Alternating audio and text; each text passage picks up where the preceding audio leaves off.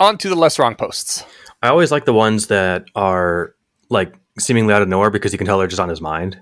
Mm-hmm. And so in that context, we were talking like in the middle of like the human use of words sequence. There's a post on prediction markets. Yeah. Buy now or forever hold your peace. This is taking place during the first Obama campaign before anybody knew that he was going to be a president. So just all long time ago now. Remember those days? I do remember those just days. Me, or were things like simpler and I think better? Definitely simpler. Sure, the world has gotten more complex and a bit more perilous, more than a bit more perilous, honestly. So I would say simpler. Better? Yeah, basically better too, because this was before everyone was on social media all the time. It's not even before Twitter. Is it? I'm not sure when Twitter did exist. In 2008? Twitter existed before this campaign. I see. Well, I mean, it probably hadn't got its first person fired yet. Today we're talking about prediction markets. Buy now, forever hold your peace. At the time of writing, well, actually, I think it changed between writing and when he first wrote the sentence, but it was like 53 to 47 with Hillary in favor. Hillary over Obama during the Democratic primaries. Right.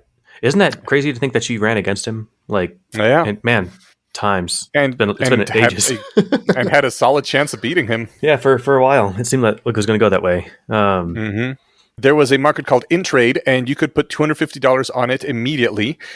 I'm sure you remember this, but there was a lot of people going back and forth as in like, Hillary is absolutely going to win, Obama doesn't have a chance, or no, Obama's going to take this, Hillary's a total sucker. There was people with very strong opinions on both sides, even though the polls were like 53 to 47. Eliezer is saying, look, you can put $250 on this right now. If you think Hillary's going to do better than the polls on Super Tuesday, not even like going to win, just do better than the polls on Super Tuesday, and you're going to sneer afterwards and say that InTrade was just tracking the polls, then buy Hillary now. If you think that Obama is going to do better than the polls on Super Tuesday, and you're going to gloat about how prediction markets didn't call this surprise in advance, buy Obama now. If you don't do either, then clearly you do not really believe that you know anything the prediction markets don't. I like that. I mean, and he points out it's free money. If you actually have if you have confidence in this, just get your free money. The point is not that prediction markets are a good predictor, but that they are the best predictor. If you think you can do better, why ain't you rich? Any person, group, or method that does better can pump money out of prediction markets. Was this the beginning of the put money on your beliefs to actually feel how confident you are in them? Are you saying it's the first time someone said, want to bet? No, but I'm saying this is the first time prediction markets were... Yeah, okay, never mind. I take it back. That's a dumb question. But it might be... I think it was among the first time that people were doing this online on the internet with organizational backing. I mean, it became a norm in the rationalist community at some point, and it certainly wasn't in the beginning, because I, like every other sane adult at the time, was like, no, I don't bet money on things. That's just gambling and dumb. I hear that all the time with people, and like they say it like it's some like, oh, I don't gamble. And it's like, it's not gambling if you think you're right. Like, I mean, it technically is, but it's not poker. It's not roulette. There's a lot of cultural antibodies against being sucked into gambling, and I think that's good overall. But putting money on your beliefs to make them pay rent and to show and to feel how that uncertainty actually feels like when something, even just $20 is on the line, is I think that's a good thing. And I think there's a lot of inferential distance to cover to get people to see why this is a good thing and this shouldn't be triggered by their anti-gambling antibodies. Yeah, I think my main thing is I've seen that counter argument used too much. People are like making shit up, and it's like, dude, I'll bet you $10, and they're like, oh, I don't gamble. And it's like, then you don't get to have I don't know, you get to have an opinion. I always found that like it's just people's get out of jail free card for just being able to say whatever they want without being able to put their money where their mouth is.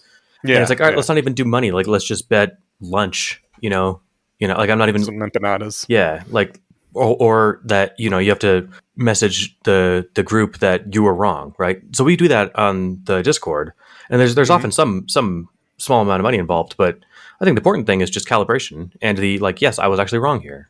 Yeah. Anyway, that got me hyped up because, well, it's interesting. So InTrade was shut down in 2012.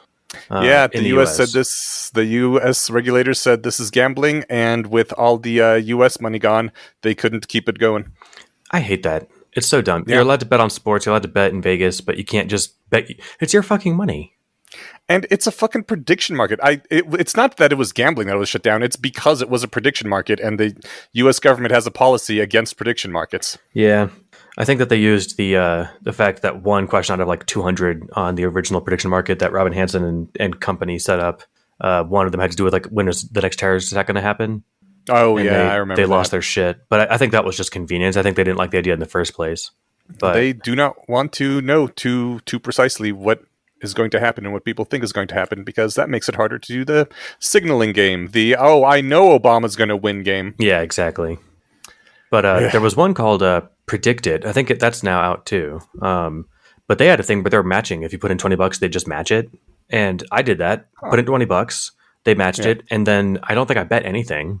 And then after like a month, I was able to take all the money out, and they sent me 2 hats. Oh. So I haven't checked, but I'd be surprised if they're still in business, because I got $20 and a free hat, but or 2 free hats. But anyway, do you want to move on to the next one here? Back into the Let's do that. human use for language. Absolutely. So, similarity clusters. I think we're getting closer and closer to. Was Scott Alexander the first one to put it? Categories are made for the man, not man for the category. That is one of Scott Alexander's posts. Yep.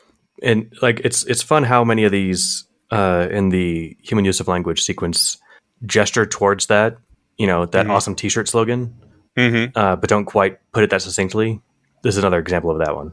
Wasn't it just last episode that you brought up the whole featherless biped is a man and the dude Dionysus? Was it? Yeah. Now I'm wondering. I'm sure I must have just absorbed that knowledge from this post back when I read it. I don't know if I actually ever heard it anywhere else. Now that I think about it, but it is kind of funny because I heard somewhere. I could have sworn, and then here it is. And I visualized a dead chicken plucked, and you were like, "Yeah, no, there's just a plucked chicken running around." I'm like, "Oh God, I'm cold. Why'd you take my feathers? That kind of stings." Oh God. Poor chicken. Well, at the very least, it doesn't say whether or not the chicken was alive in this anecdote. But this was what I said last episode was like, if a human is a featherless biped, then you can set down a plucked chicken and be like, look, behold, Plato's man, and they're like, oh, broad nails. That's the difference. Yeah. Eliezer points out that, so long as you don't happen to be near a plucked chicken, saying look for featherless bipeds may serve to pick out a few dozen of the particular things that are humans, like in your environment, and that once the definition featherless biped has been bound to some particular featherless bipeds, you can look over the group and begin harvesting some of the other characteristics they share in common. And he goes on to list a whole bunch of things like uses tools to make more complex tools and creates fission reactions to harvest its energy and has 23 DNA chromosomes, that kind of stuff. Syntactic language. And, it's one of those things like, and I get it, it's just because this is just hammering home the point that definitions aren't the way to like make a point about things in reality.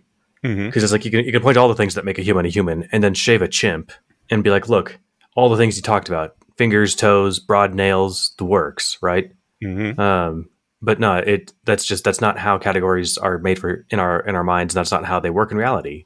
Yeah, and I really like his point that actually featherless biped works fine because it points at a cluster, and you can keep looking at that cluster and see other things they have similar. So it was more of a pointer to get you started looking at things rather than a strict definition.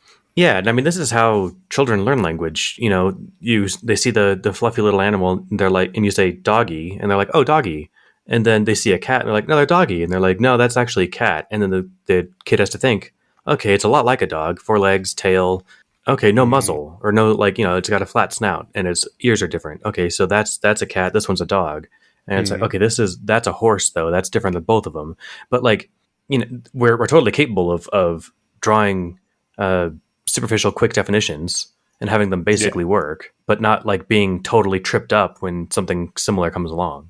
I love that he puts in parentheses, if Aristotelian logic were a good model of human psychology, the Platonists is how I heard it. Platonists? Okay. The Platonists would have looked at the plucked chicken and said, yes, that's a human. What's your point? It's funny because you can point to all like the weaknesses and stuff of the ancient Greeks, and they were mentioned in our conversation with Ariella, but they were kind of the first ones starting to do this stuff. If they made a lot of obvious mistakes, it's understandable. Right. It's 3,000 years ago. People didn't know shit about fuck, right? Exactly. I would also make a good t-shirt. Right. What is it? The initial clue only has to lead the user to the similarity cluster, the group of things they have that have many characteristics in common. Right. A dictionary is best thought of not as a book of Aristotelian class definitions, but a book of hints for matching verbal labels to similarity clusters, or matching labels to properties that are useful in distinguishing similarity clusters. Yep. I don't have a lot to add to these ones. I think they're nice and succinct and make their point. I don't either. For next time, we are reading the LessWrong posts, Typicality and Asymmetrical Similarity, and the cluster structure of Thingspace, which is a classic.